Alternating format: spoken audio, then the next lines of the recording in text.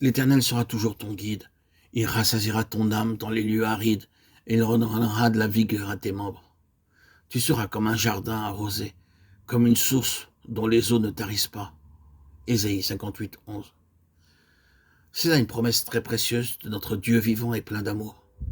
Bien que nous tombions souvent, que nous fassions beaucoup de fautes, il nous aide et il nous guide quand nous contemplons sa face pour connaître une direction dans nos problèmes et dans nos activités.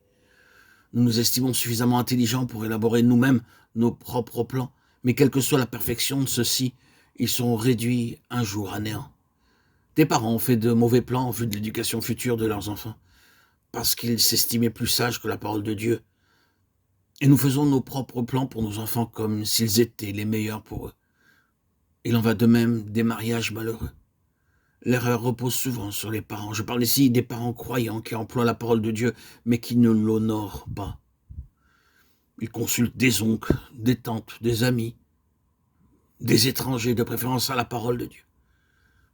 Ils se laissent influencer par des qualifications terrestres. Ils ne recherchent pas la face de Dieu. Ils n'entendent pas sa voix. Ils ne s'enquièrent pas du plan de Dieu. C'est ainsi que leurs enfants sont malheureux sans pouvoir revenir en arrière. Et cette histoire se répète bien souvent. Quand nous faisons quelque chose de nous-mêmes, nous échouons. Mais cependant, nous avons la promesse suivante. L'Éternel sera toujours ton guide. Ésaïe 58, 11. Il est prêt à nous guider à chaque pas, jusque dans les moindres détails. Adressez-vous à lui avant de faire vos courses et il vous dirigera. Dites avec foi, Seigneur, je n'ai pas le temps de faire des courses et les marchands sont très malhonnêtes. Seigneur, garde-moi d'être trompé par eux. Dirige-moi vers le bon magasin. Permets-moi d'acheter la meilleure qualité. Attendez ensuite avec patience et ne partez pas avant d'avoir la pleine paix. Le Seigneur vous gardera de beaucoup de déboires, même dans les petites choses. Même si vous ne voulez pas vous laisser diriger par lui. Il ne vous forcera pas. Il ne le fera qu'en cas de demande de votre part.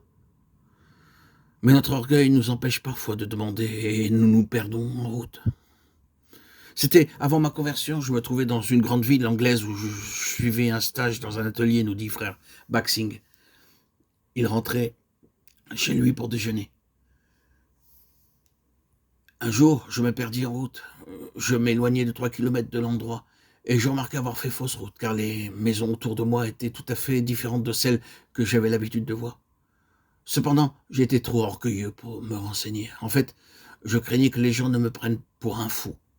Lorsque je fus à bonne distance, je m'adressai à un agent de police et il me dit « Vous êtes à 3 kilomètres du lieu de votre destination. » J'ai dû briser mon orgueil pour lui demander de me montrer le chemin. Ah, vraiment, j'étais un insensé. Nous nous fâchons quand quelqu'un nous traite de fou, mais c'est en se trompant que l'on apprend. Quel merveilleux témoignage de frère Maxing. Nous avons besoin de la puissante main de Dieu pour nous conduire, et nous devrions être disposés à être conduits par lui, à chaque pas et en toutes choses, même dans les détails, comme par exemple le sel dans la nourriture. L'une de nos prières peut être « Seigneur, montre-moi la quantité de sel que je dois prendre.